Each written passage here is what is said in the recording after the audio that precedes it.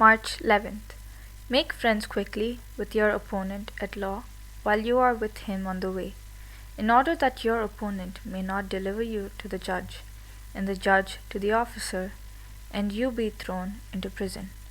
Matthew chapter 5, verse 25. One of the surface lessons we learned from this passage is that Christians should not be prone to engage in lawsuits.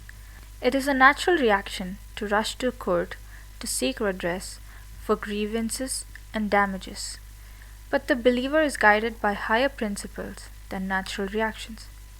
The will of God often cuts across the grain of nature. Our law courts today are glutted with accident claims, malpractice suits, divorce cases, and inheritance claims.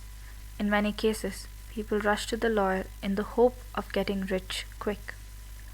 But the Christian must settle things by the power of love and not by the processes of law.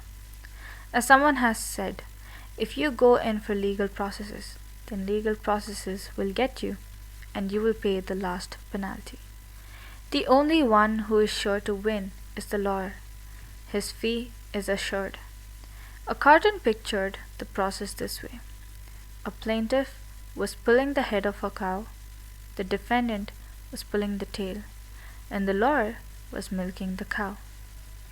In 1 Corinthians chapter 6, Christians are positively forbidden to go to law against other Christians. For one thing, they should take their disputes to some wise man in the church. But even beyond that, they should be willing to be wronged and cheated rather than go to law before the judges of this world's system.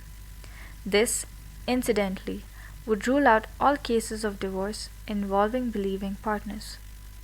But what about cases between a believer and an unbeliever? Doesn't the Christian have to stand up for his rights?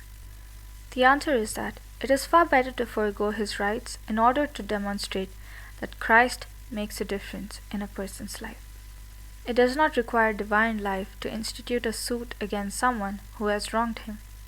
But it does take divine life to commit his cause to God and use the case as an opportunity to witness to the saving, transforming power of Christ. As much as possible, he should live at peace with all men. Romans chapter 12, verse 18. A man started to build a fence between himself and his neighbor. The neighbor came and said, "When you bought that lot, you bought a court case along with it. That fence is going to be 5 feet in my land." The man replied, "I knew I would always have a nice neighbor next to me. I'll tell you what I suggest. You put up the fence where you think it should go. Send me the bill and I'll pay for it." The fence was never put up. No need. Amen.